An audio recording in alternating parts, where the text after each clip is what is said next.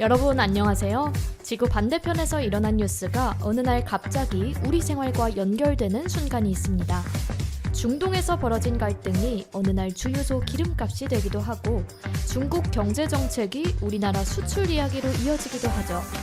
또 미국 실리콘밸리에서 발표된 기술이 우리가 쓰는 스마트폰과 노트북 기술로 이어지기도 하는데요. 그래서 준비했습니다. 지구촌 뉴스가 우리 생활로 지구 반대편에서 톡, 오늘 우리 생활에도 톡! 세계 뉴스가 가볍게 두드리는 시간 지구촌 톡톡 지금 시작합니다.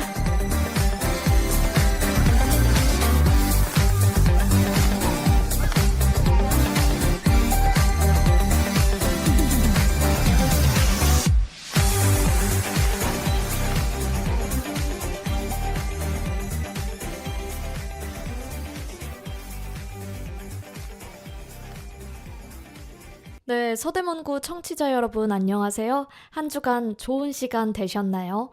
5월 첫째 주 지구촌 톡톡 시작하도록 하겠습니다. 네, 벌써 4월을 지나서 5월이 됐습니다. 2026년이 밝은 게 엊그제 같은데 벌써 5월이 시작됐다는 게 저는 조금 충격적이기도 하고 또 믿기지 않고 또 그 와중에 날씨는 좋으니까 괜히 또 설레는 마음은 들고 하는데요. 여러분들은 어떤 생각으로 올 한 해를 시작하셨을까요? 어떤 특별한 다짐이 있었을 수도 있겠고요. 올 한 해 동안 특별한 이벤트가 있어서 그런 것들을 계획하고 계시는 분들도 있었을 테고요.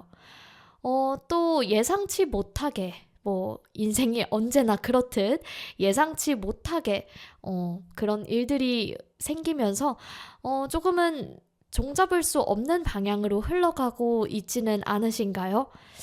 어느 쪽이 되었든 우리 삶에 도움이 되지 않는 경험은 없는 것 같아요. 그래서 간혹 생각보다 좋은 일들만 있으면 너무너무 좋겠지만 예상치 못하게 조금 힘든 시간을 겪고 계신 분들이 있다면 이 또한 지나가리라. 또 이게 조금 있으면 밑거름이 돼서 더 좋은 일들을 맞이할 준비를 하고 있는 타이밍이 있겠구나라고 생각하시면서 우리 청취자분들께 좋은 일들만 가급적 가득가득 하셨으면 좋겠습니다. 네, 5월 첫째 주 지구촌에는 또 과연 어떤 소식들이 생겨나고 있었을까요? 눈여겨보셨을지 모르겠지만 또 우리 생활과 또 밀접한 관련이 있는 다양한 사건들이 있었다고 하니까요. 우리 본격적으로 살펴보기에 앞서서 노래 듣고 오도록 하겠습니다.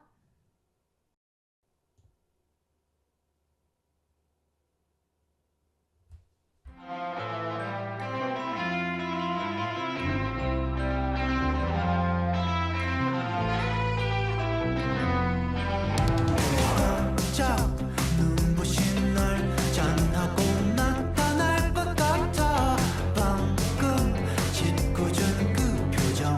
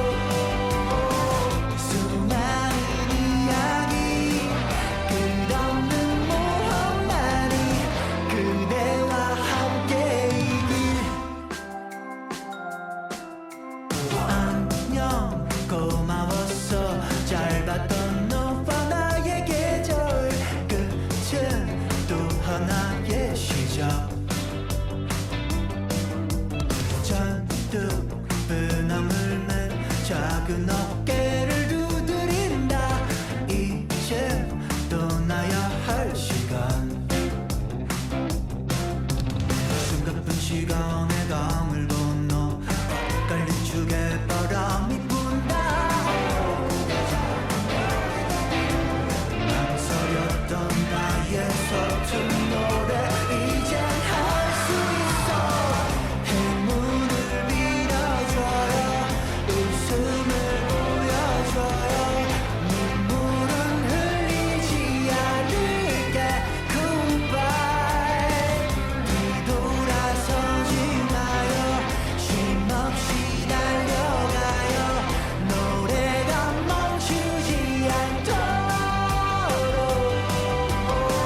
수많은 이야기 끝없는 모험만이 그대와 함께이길.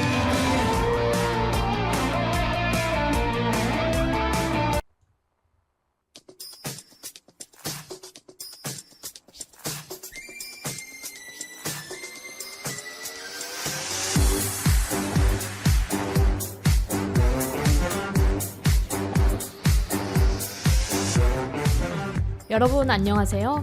지구 반대편에서 일어난 뉴스가 어느 날 갑자기 우리 생활과 연결되는 순간이 있습니다. 중동에서 벌어진 갈등이 어느 날 주유소 기름값이 되기도 하고 중국 경제 정책이 우리나라 수출 이야기로 이어지기도 하죠. 또 미국 실리콘밸리에서 발표된 기술이 우리가 쓰는 스마트폰과 노트북 기술로 이어지기도 하는데요. 그래서 준비했습니다. 지구촌 뉴스가 우리 생활로 지구 반대편에서 톡. 오늘 우리 생활에도 톡. 세계 뉴스가 가볍게 두드리는 시간 지구촌 톡톡 지금 시작합니다.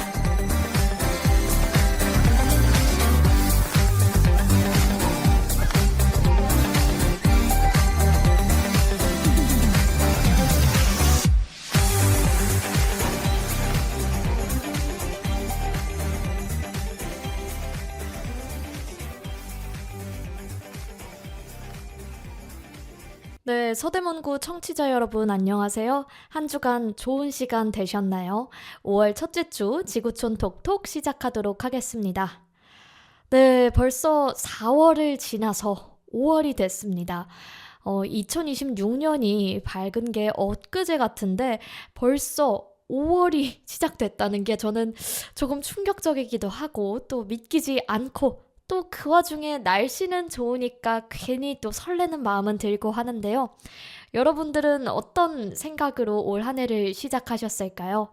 뭐 어떤 특별한 다짐이 있었을 수도 있겠고요. 올 한 해 동안 특별한 이벤트가 있어서 그런 것들을 계획하고 계시는 분들도 있었을 테고요. 또 예상치 못하게 뭐 인생이 언제나 그렇듯 예상치 못하게 그런 일들이 생기면서 조금은 종잡을 수 없는 방향으로 흘러가고 있지는 않으신가요? 뭐 어느 쪽이 되었든 뭐 우리 삶에 도움이 되지 않는 경험은 없는 것 같아요. 그래서 간혹 뭐 생각보다 좋은 일들만 있으면 너무너무 좋겠지만 예상치 못하게 조금 힘든 시간을 겪고 계신 분들이 있다면 이 또한 지나가리라. 또 이게 조금 있으면 밑거름이 돼서 더 좋은 일들을 맞이할 준비를 하고 있는 타이밍이겠구나라고 생각하시면서 우리 청취자분들께 좋은 일들만 가급적 가득가득 하셨으면 좋겠습니다. 네, 5월 첫째 주 지구촌에는 또 과연 어떤 소식들이 생겨나고 있었을까요? 눈여겨보셨을지 모르겠지만 또 우리 생활과 또 밀접한 관련이 있는 다양한 사건들이 있었다고 하니까요. 우리 본격적으로 살펴보기에 앞서서 노래 듣고 오도록 하겠습니다.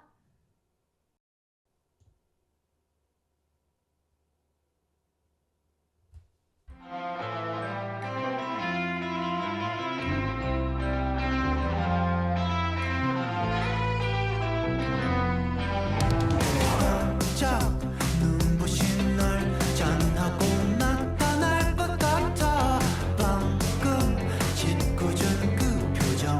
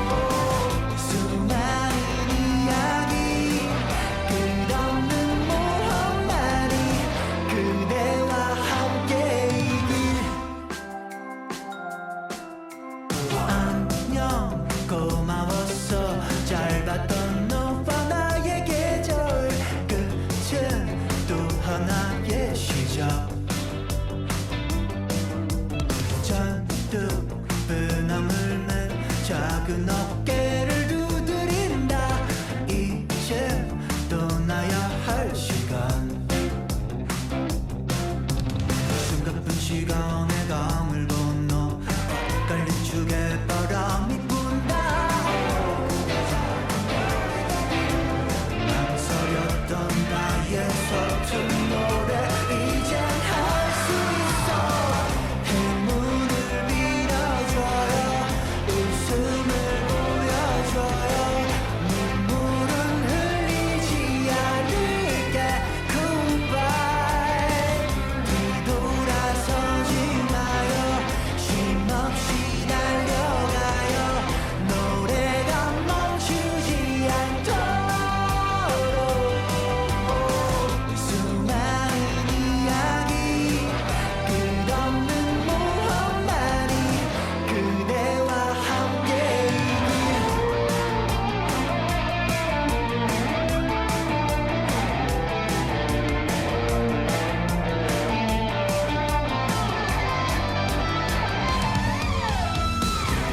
나기 시작한 별 세차게 부른 바람 눈물은 흘리지 않을게. Goodbye. 오랜 시간이 흘러 쓰러질 듯 벅찬 날 이 서툰 노래가 닿기를.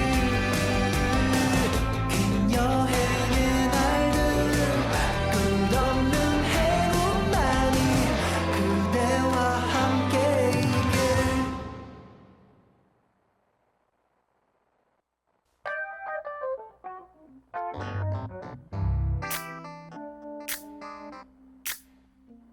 세상엔 우리들보다 가지지 못한 어려운 친구들이 많습니다.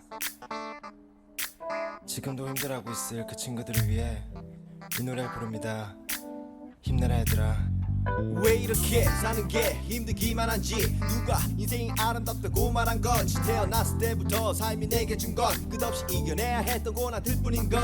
그럴 때마다 나는 거울 속에 나에게 물어봤지 뭘 잘못했지 도대체 내가 뭘 잘못했길래 내게만 이래 달라질 것 같지 않아 내일 또 모레. 하지만 그러면 안돼 주저앉으면 안돼 세상이 주는 대로 그저 주어진 대로 이렇게 불공평한 세상이 주는 대로 그저 받기만 하면 모든 것은 그대로 싸울 텐가 포기할 텐가 주어진 운명에 굴복하고 말 텐가 세상 앞에 고개 숙이지 마라 기죽지 마라 그리고 우릴 봐라. 쉬고 힘들 땐 내게 기대 언제나 네 곁에 서 있을게.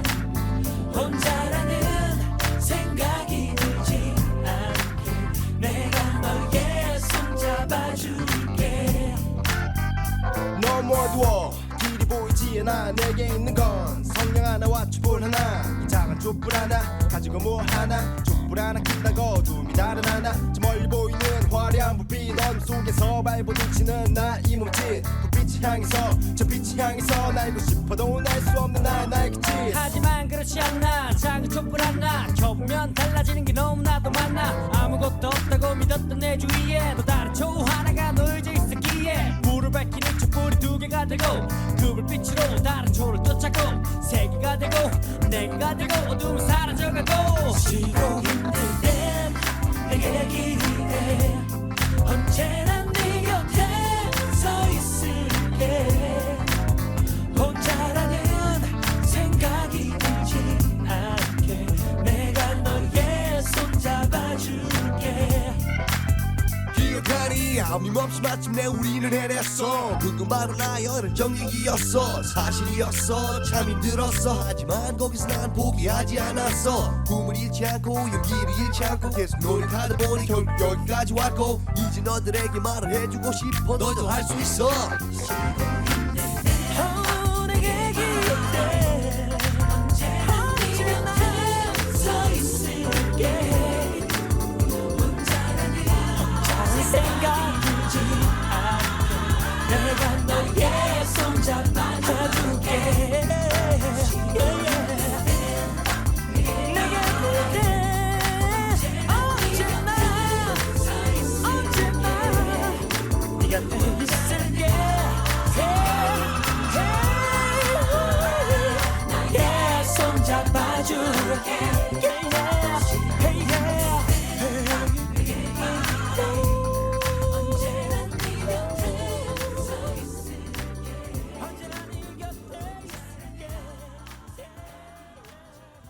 네, 5월의 첫 주 날씨처럼 기분 좋은 노래 두 곡 듣고 왔습니다.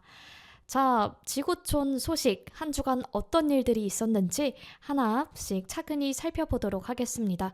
먼저 첫 번째 소식입니다. Fed officials divided as rate cuts uncertain amid sticky inflation. 최근 미국 연방준비제도 내부에서 금리 정책을 두고 의견이 엇갈리고 있다는 내용인데요. 지금 시장에서 가장 큰 관심사는 단연 금리를 언제 내리느냐입니다. 그런데 이 시점에서 중요한 것은 단순히 금리를 내리느냐 마느냐가 아니라 왜 이렇게 결정이 어려운 상황인지 이해하는 것인데요. 현재 미국 경제는 조금 독특한 상황에 놓여 있습니다. 경기 자체는 생각보다 견고한데요. 고용시장도 여전히 강하고 소비도 완전히 꺾이지는 않았습니다. 그런데 문제는 물가입니다. 한때 급등했던 인플레이션은 분명 내려왔지만 여전히 목표치인 2% 수준까지는 안정되지 않은 상태입니다. 이럴 때 중앙은행이 고민하는 지점이 생기는데요. 금리를 너무 빨리 내리면 물가가 다시 오를 수 있고 반대로 금리를 오래 유지하면 경기 둔화 위험이 커집니다. 그래서 연준 내부에서도 의견이 갈리고 있는 건데요. 일부 의원들은 지금이 바로 금리 인하를 시작할 적기라고 주장합니다. 이미 경제가 충분히 둔화 조짐을 보이고 있기 때문에 선제적으로 대응해야 한다는 입장인데 반면 다른 위원들은요, 아직 의심하기에는 이르다고 보고 있습니다. 특히 서비스 물가와 임금 상승 압력이 여전히 남아있기 때문에 조금 더 지켜봐야 한다는 의견인데 이 소식이 중요한 이유는 뭘까요? 단순히 미국 이야기로 끝나지 않기 때문입니다. 미국 금리는 사실상 전 세계 금융시장의 기준점 역할을 하고 있죠. 그래서 미국 금리가 높으면 전 세계 자금이 미국으로 몰리게 되고요. 그러면 달러가 강해지고 다른 나라 통화는 상대적으로 약세를 보이게 됩니다. 여기에 한국도 예외는 아닌데요. 원화 가치가 떨어지면 수입 물가가 오르고 이는 곧 우리가 체감하는 생활 물가 상승으로 이어집니다. 또 하나 중요한 부분, 바로 대출 금리인데요. 한국은 기준금리를 결정할 때 미국을 완전히 따라가지는 않지만 큰 흐름에서는 영향을 받을 수밖에 없습니다. 그래서 미국이 금리를 쉽게 내리지 못하면 한국도 금리를 빠르게 내리기 어려운 구조가 되겠습니다. 결국 주택담보대출이나 신용대출을 가지고 계신 분들 입장에서는 이 상황이 직접적인 부담으로 이어질 수밖에 없겠는데요. 여기서 한 가지 더 짚어볼 개념이 있습니다. 최근 시장에서 자주 등장하는 표현 중 하나가 바로 higher for longer입니다. 금리를 더 높게, 더 오래 유지할 수 있다는 의미인데요. 예전에는 금리를 올렸다가 빠르게 내리는 사이클이 반복됐다면 지금은 생각보다 긴 시간 동안 높은 금리가 유지될 가능성이 있다는 이야기입니다. 이 말 한마디가 주식시장, 부동산 시장, 채권 시장까지 모두 흔들어 놓을 만큼 영향력이 큽니다. 이쯤에서 한 가지 생각해 볼 질문이 있습니다. 우리는 금리가 낮은 시대에 꽤 오랫동안 익숙해져 있었습니다. 하지만 이제는 조금 다른 환경에서 적응해야 할지도 모르겠어요. 저금리 시대에서는 빚을 내서 투자하는 것이 비교적 쉬웠다면 고금리 시대에서는 현금 흐름과 리스크 관리가 훨씬 중요하기 때문인데요. 결국 개인의 재무 전략도 바뀔 수밖에 없는 것이죠. 사람들이 먼저 금리 이야기를 할 때 많은 분들이 왜 이렇게 미국 금리가 중요한가요? 라는 질문을 합니다. 여기서 짚고 넘어가면 좋은 개념이 바로 기축 통화인데요. 달러는 전 세계에서 가장 많이 사용되는 통화이죠. 그래서 국제거래의 기준이 되는 통화라고도 볼 수 있는데요. 석유를 거래할 때도 국가 간 무역을 할 때도 대부분 달러를 사용하죠. 그렇기 때문에 미국의 금리 변화는 단순히 한 나라의 정책이 아니라 전 세계 자금의 방향을 바꾸는 힘을 갖고 있습니다. 조금 더 쉽게 설명해보면 전 세계 투자자들이 돈을 어디에 둘까 고민할 때 기준이 되는 것이 바로 미국 금리입니다. 미국이 금리를 높이면 상대적으로 안전하면서도 이자를 많이 주는 자산이 생기는 것이기 때문에 글로벌 자금이 미국으로 이동하게 되고요. 이 과정에서 신흥국에서는 자금이 빠져나갈 수 있고 환율이 흔들리는 현상이 나타납니다. 그래서 뉴스에서 종종 외국인 자금 이탈이라는 표현이 나오는데 그 배경에는 이런 구조가 깔려 있습니다. 여기서 한 걸음 더 들어가면 금리와 환율의 관계를 조금 더 구체적으로 설명해 볼 수 있겠는데요. 미국 금리가 올라가면 달러의 매력도가 높아지기 때문에 달러 수요가 증가합니다. 그러면 자연스럽게 달러 가치는 상승하게 되고 반대로 원화 가치는 상대적으로 약세를 보이게 됩니다. 이때 우리가 체감하는 변화는 수입 물가예요. 원화 가치가 떨어지면 해외에서 물건을 사올 때 더 많은 돈이 필요해지기 때문에 결국 국내 물가 상승으로 이어질 수 있습니다. 또 하나 흥미롭게 풀어볼 수 있는 이야기는 채권 시장인데요. 일반적으로 뉴스에서는 주식시장 이야기를 많이 다루지만 사실 글로벌 금융시장에서 더 큰 영향을 미치는 것은 채권 시장입니다. 금리가 올라가면 기존에 발행된 채권의 매력도는 떨어지게 됩니다. 예를 들어 과거에 2% 금리로 발행된 채권이 있었는데 지금 시장 금리가 5%라면 굳이 2%짜리를 들고 있을 이유가 없겠죠. 그래서 채권 가격은 떨어지고 금리와 채권 가격은 반대로 움직이게 됩니다. 이 채권 시장이 중요한 이유, 미국 국채가 사실상 가장 안전한 자산으로 여겨지기 때문인데요. 그래서 글로벌 투자자들은 위험이 커질수록 주식에서 빠져나와 채권으로 이동하는 경향을 보입니다. 이 흐름 이해하면 왜 어떤 날은 개인이 매도하는 주식이 크고 또 채권이 오르는지 시장의 움직임을 훨씬 입체적으로 볼 수 있겠죠.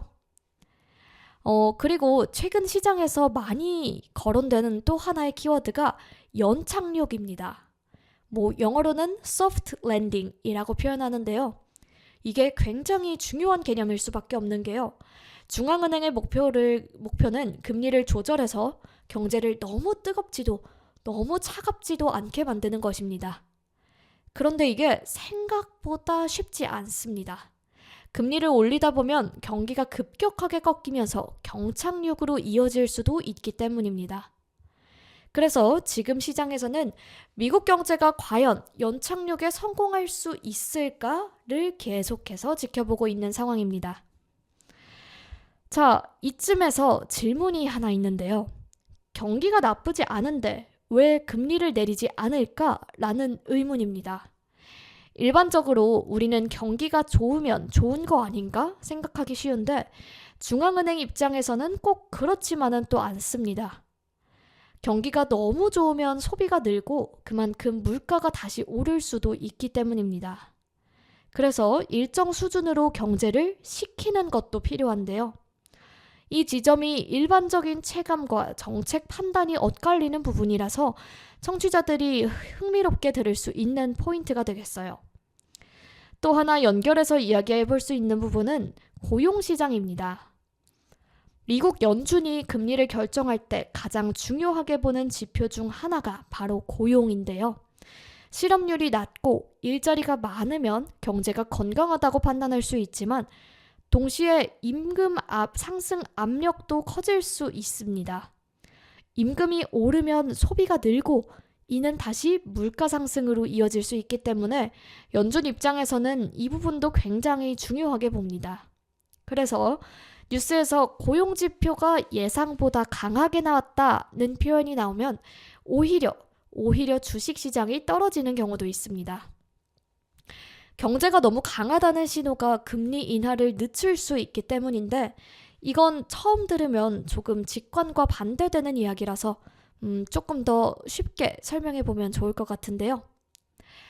잠시 여기 개인 투자자 입장에서 현실적으로 연결할 수 있는 이야기도 있는데, 요즘 많은 분들이 지금 투자해도 될까? 아니면 기다려야 할까? 고민을 많이 하시죠? 이럴 때 금리는 하나의 중요한 기준이 됩니다. 금리가 높은 시기에는 무리하게 투자하기보다는 현금 흐름을 관리하고 리스크를 줄이는 전략이 상대적으로 중요해질 수 있겠죠. 반대로 금리가 내려가는 시기에는 다시 투자 자산으로 자금이 이동하는 흐름이 나타날 수 있습니다. 마지막으로 조금 더 큰 그림에서 던져볼 수 있는 이야기는 시대의 변화입니다. 지난 10년 이상 우리는 초저금리 시대를 경험했죠. 돈이 싸고 투자하기 쉬운 환경이었습니다. 하지만 지금은 완전히 다른 국면에 들어서고 있는데요. 금리가 높고 불확실성이 큰 시대예요. 이 변화는 단순히 경제 지표의 변화가 아니라 우리가 돈을 쓰고 모으고 투자하는 방식 자체를 바꾸는 흐름이 될 수 있습니다. 이렇게 풀어보면 하나의 소식만으로도 환율, 채권, 고용, 투자, 물가, 그리고 우리 일상까지 자연스럽게 연결해서 확장시킬 수 있겠는데요. 여러분들은 지금 흐름에 대해서 어떻게 생각하시는지, 또 어떻게 앞으로를 준비해 나가고 있는지 궁금합니다. 잠시 생각해보는 시간 가지면서 우리 노래 한 곡 또 듣고 올게요.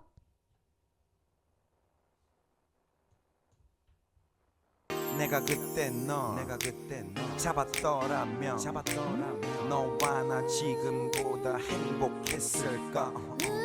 마지막에 너 안아줬다면 어땠을까.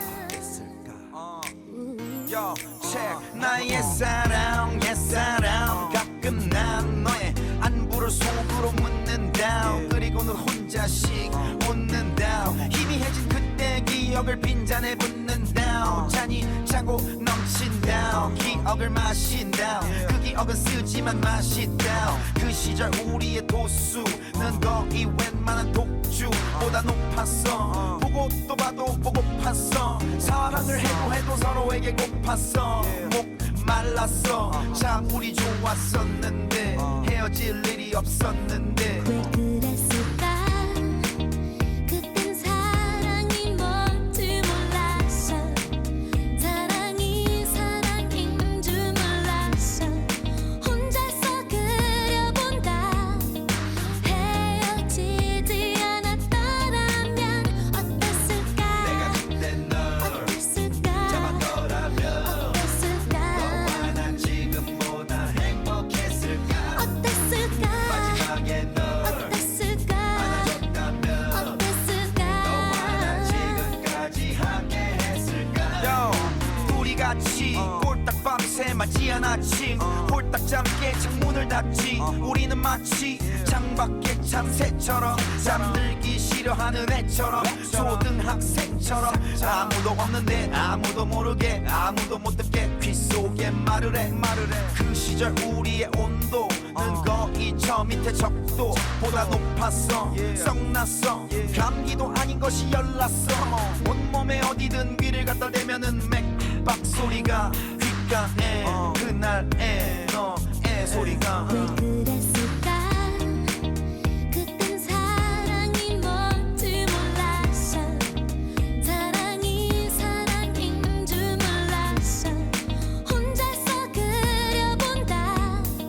헤어지지 않았더라면 어땠을까? 내가 그때 널 어땠을까? 잡았더라면 어땠을까? 너와 난 지금보다 행복했을까. 어땠을까? 마지막에 널 어땠을까? 안아줬다면 어땠을까? 너와 난 지금까지 함께 했을까. 눈앞에서 살진 않지만 눈 감으면 살고 있다른 사람 품 안에서 같은 추억하면서 어땠을까. 내 곁에 있진 않지만 내 몸이 기억하고 있다른 사람 품 안에서 같은 추억하면서 어땠을까. 왜 그랬을까?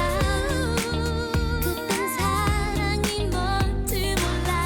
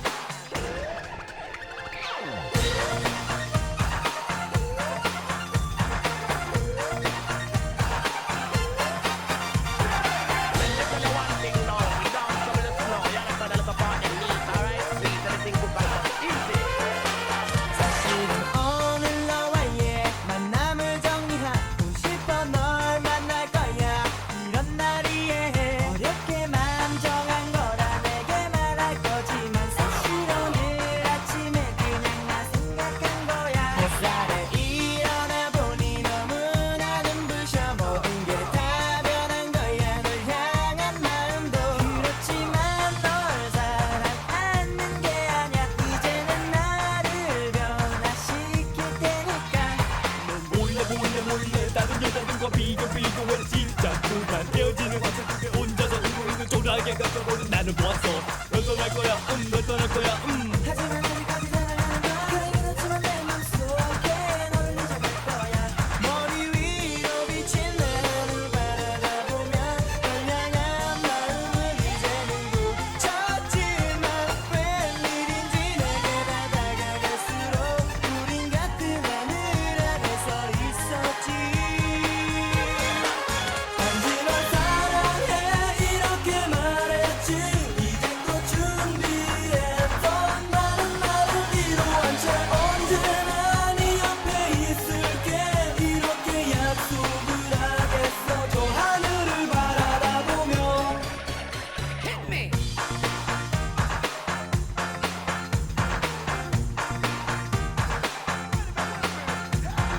Wine, dine, up on the rubber double line. That is a little girl, you have a friend of mine. Bubble in a frock, bubble in a frock. Boom, shaka top. 내게 하구려 있어. 그래 너는 내 앞에 서 있고 그래 다른 연인들 키스를 해. 하지만 항상 너의 뒤에 있어야만 해. 이제 그만해 나도 남자인데 내 마음 너무 알고 있는 거 알아. 그래 이제 나도 지쳐서 하늘만 바라볼 수밖에. 햇살에 일어나 보니 너무나 눈부셔 모든 게 다 변한 거야 널 향한 마음도 그렇지만 널 사랑하는 게 아니야 이제는 나를 변화시킬 테니까 머리 위로 비친 내 하늘 바라다 보며 널 향한 마음을 이제는 굳혔지만 웬일인지 내게 다가갈수록 우린 같은 하늘 아래서 있었지 단지 널 사랑해 이렇게 말했지 이제 곧 준비했던 많은 말을 이루한 채 언제나 네 옆에 있을게 이렇게 약속을 하겠어 저 하늘을 바라보며 한 번 더 말했지 이제 곧 그래도 많은 말을 뒤로한 채 다시 널 사랑한다고 이루한 채 언제나 네 옆에 있을게 다시 너 혼자 아냐 너의 곁에 내가 있잖아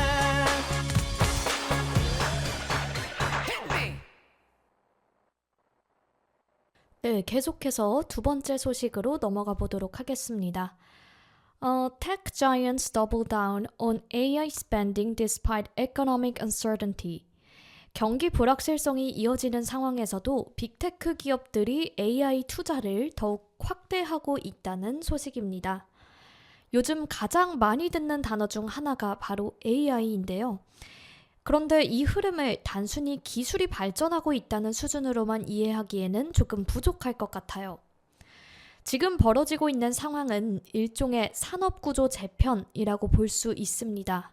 현재 구글, 마이크로소프트, 애플, 아마존 같은 기업들은 모두 AI 경쟁에 막대한 자금을 투입하고 있죠.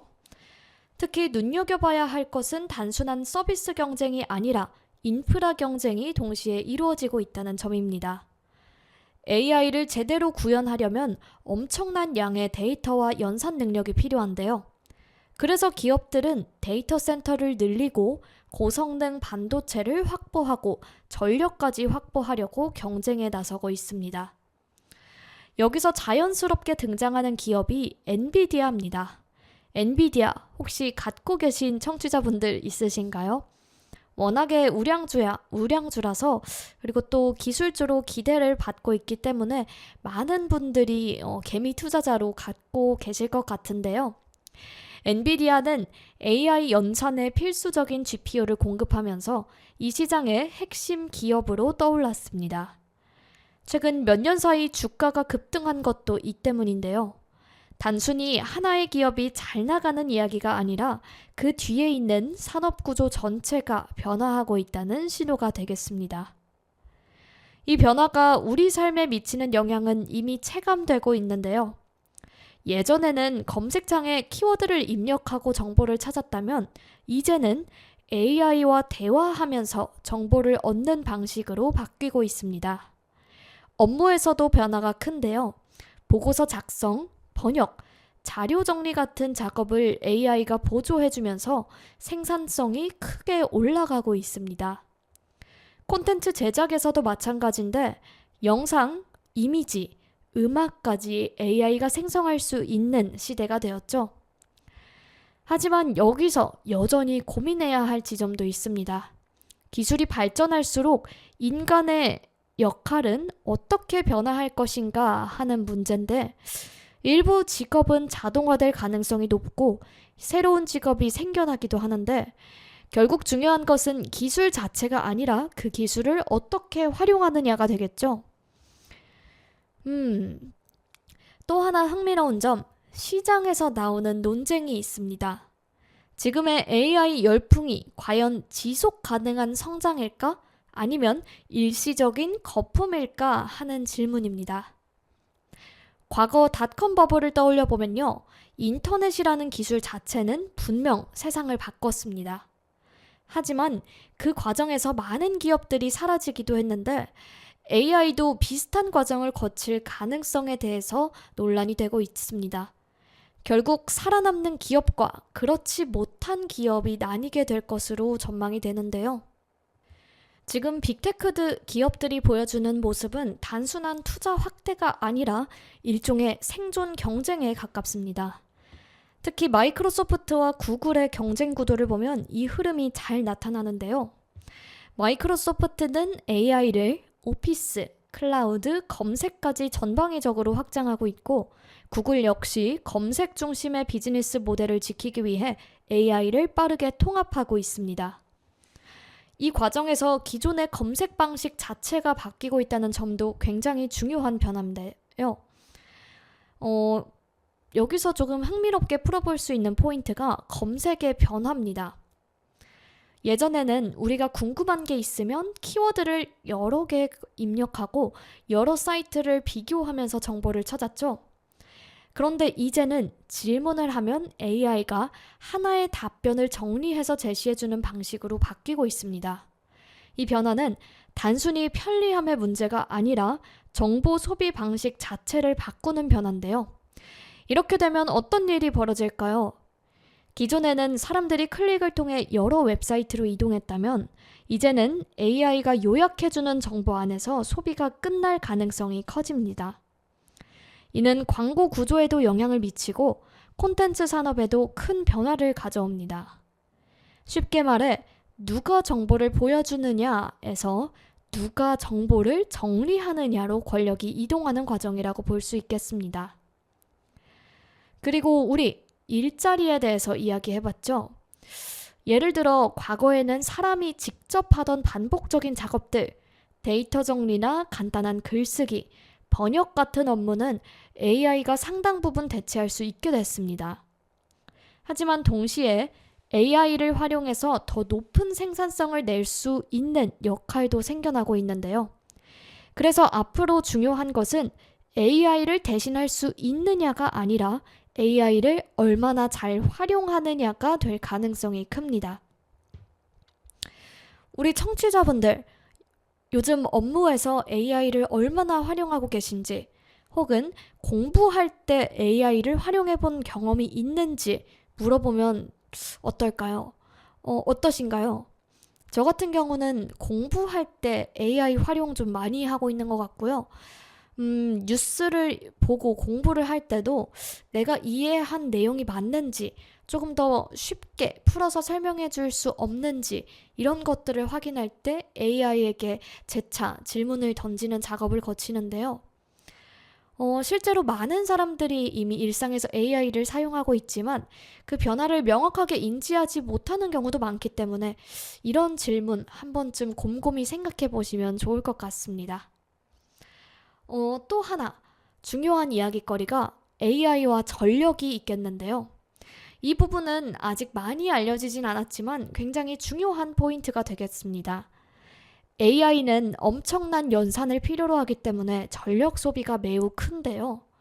그래서 최근에는 데이터 센터를 어디에 짓느냐보다 전기를 얼마나 안정적으로 확보할 수 있느냐가 더 중요한 문제가 되고 있습니다.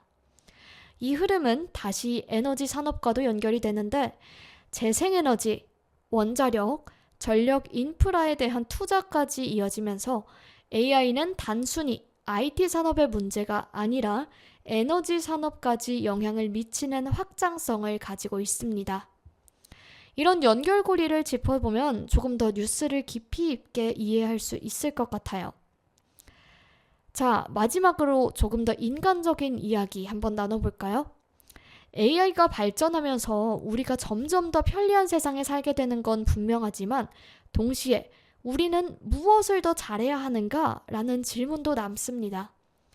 정보가 넘쳐나는 시대에서 중요한 것은 단순히 정보를 아는 게 아니라 그 정보를 해석하고 판단하는 능력입니다. 그래서 앞으로는 단순한 지식보다 맥락을 이해하고 비판적으로 사고하고 창의적으로 활용하는 능력이 더 중요해질 가능성이 크죠. 이 부분 우리 청취자분들도 한번 깊게 생각해 보시면 좋을 것 같아요. 자, 이렇게 두 번째 소식 기술 이야기 나눠보면서 산업구조, 일자리, 에너지, 투자, 그리고 개인의 삶의 방식까지 자연스럽게 확장해서 이야기 나눠봤습니다. 우리 세 번째 소식 나누기 전에 또 노래 듣고 오도록 하겠습니다.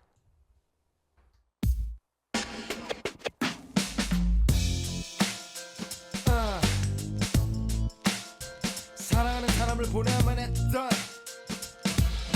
모든 사람들에게 바칩니다.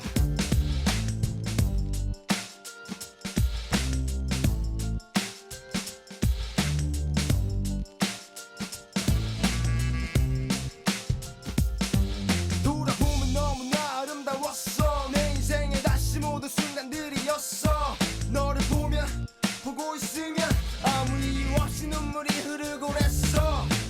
행복했어 영원히 잊지 못할 만큼 사랑했어 너를 보낼 수 없을 만큼 하지만 그만큼이 내 몫이 아니기에 내 것이 아님을 알기에 행복해 이제 널 보낼게 너의 그 사람에게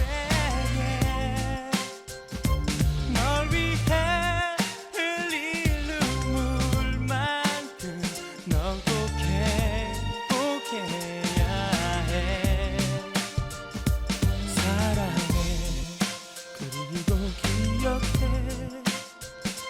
떠난 게 후회될 때 언제라도 나의 품에 돌아와도 돼 보내야 해 여기서 만족해야 해널 버리고 다짐을 해봐도 수없이 계속 내 자신을 타일러봐도 왼쪽 가슴 구석이 너무 아파와 계속 눈에서 눈물이 흘러내려와 지나간 추억들 자꾸 돌아와 도대체 왜 이럴까 why 행복해 이제 널 보낼게 너의 그 사람에게 널 위해 흘릴 눈물만큼 넌 꼭 행복해야 해 사랑해 그리고 기억해 떠난 게 후회될 때 언제라도 나의 품에 돌아와도 돼 돌아보면 너무나 아름다웠어. 내 인생의 다시 모든 순간들이었어. 너를 보면 보고 있으면 아무 이유 없이 눈물이 흐르고 그랬어. 행복했어 영원히 잊지 못할 만큼 사랑했어 너를 보낼 수 없을 만큼 하지만 그만큼이 내 몫이 아니기에 내 것이 아닌 걸 알기에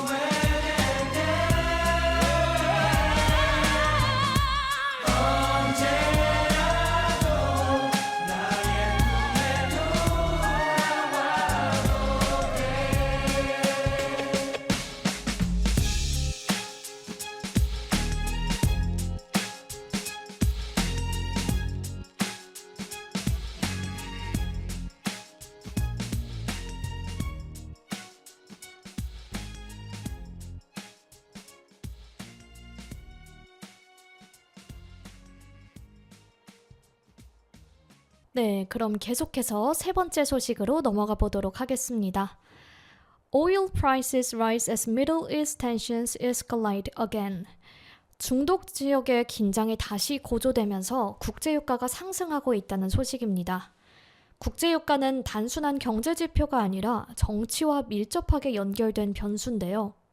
특히 중동 지역은 전 세계 주요 산유국들이 몰려있는 곳이기 때문에 이 지역에서 갈등이 발생하면 공급 불안으로 이어지고 이는 곧 가격 상승으로 연결됩니다.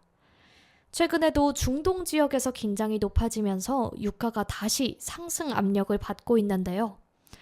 유가가 오르면 가장 먼저 체감되는 것은 기름값입니다.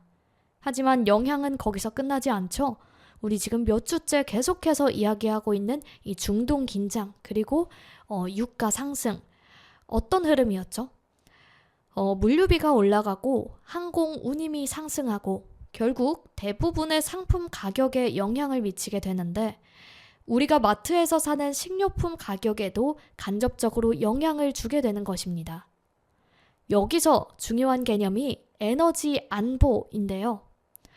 과거에는 얼마나 저렴하게 에너지를 확보하느냐가 중요했다면 지금은 얼마나 안정적으로 확보하느냐가 더 중요해졌습니다. 그래서 각국이 재생에너지나 전기차, 수소에너지 등에 투자하는 이유도 여기에 있는데요. 단순히 친환경이라는 이유만이 아니라 에너지 의존도를 낮추기 위한 전략적 선택이기도 합니다. 우리 오늘 나눴던 이야기 대부분은요, 이 세 가지 뉴스가 서로 다른 이야기처럼 보일 수도 있겠지만 조금 더 큰 흐름에서 보면 하나의 흐름으로 어김없이 연결됩니다. 금리는 돈의 흐름을 결정하고요. AI 기술의 흐름을 바꾸기도 하고요. 유가는 자원의 흐름을 움직입니다. 이 세 가지 축이 동시에 변화하면서 지금의 글로벌 경제가 만들어지고 있는데 우리가 이야기하고 있던 이 중동 전쟁과 유가 질문을 하나 던져볼게요.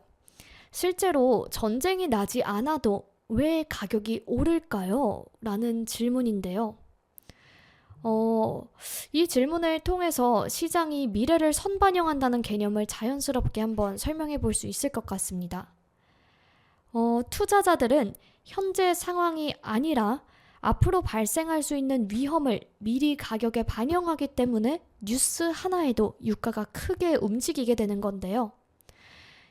여기서 우리가 또 짚어볼 수 있는 게 산유국들의 전략입니다. 대표적으로 오펙, 즉 선유 수출국 기구가 있는데 이들은 생산량을 조절하면서 가격을 관리하려고 합니다. 생산을 줄이면 공급이 줄어들면서 가격이 올라가고 반대로 생산을 늘리면 가격이 내려가는 구조입니다. 그래서 뉴스에서 감산 결정이라는 표현이 나오면 대부분 유가 상승 요인으로 작용합니다. 이 지점에서 흥미로운 이야기 하나 더 덧붙일 수 있는데 산유국 입장에서도 유가가 무조건 높은 것이 좋은 건 아니니까요. 너무 가격이 올라가면 소비가 줄어들고 대체 에너지로 빠르게 전환될 수 있기 때문입니다. 그래서 적절한 가격을 유지하려는 균형 게임을 하고 있다라고 볼 수 있겠는데 또 요즘 우리가 유가 이야기에서 빠지지 않는 키워드가 바로 에너지 전환이 있습니다. 전기차, 태양광, 풍력 같은 재생에너지가 주목받는 이유도 결국은 석유 의존도를 줄이기 위한 움직임인데요. 특히 유럽은 러시아 우크라이나 전쟁 이후 에너지 안보의 중요성을 크게 체감하면서 재생에너지 투자에 속도를 내고 있습니다.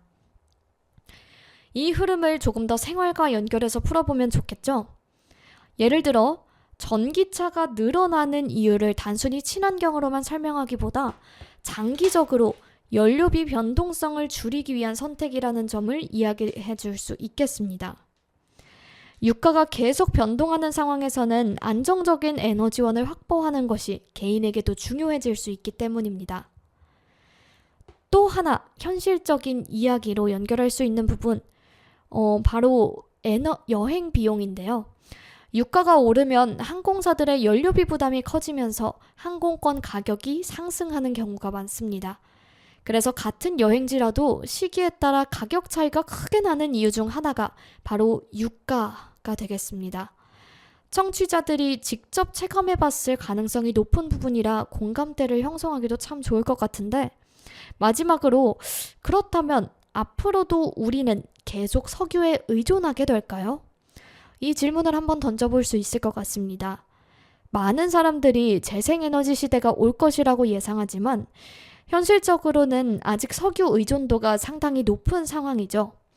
특히 항공, 해운, 화학 산업 같은 분야에서는 석유를 대체하기가 참 쉽지 않습니다. 그래서 당분간은 전환의 과정 속에 있다라고 보는 것이 더 현실적인 시각이 되겠는데요. 자, 이렇게 세 번째 소식에서는 단순히 국제 정세를 설명하는 데서 끝나는 게 아니라요.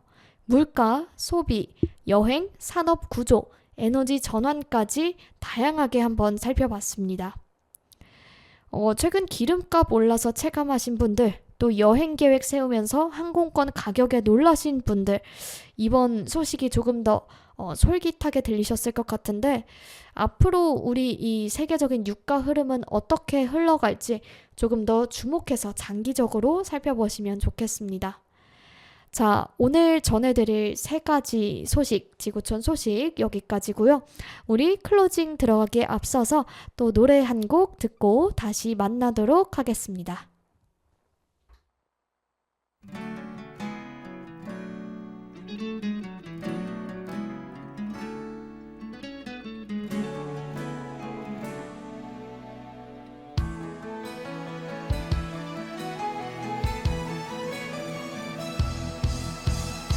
언제쯤 사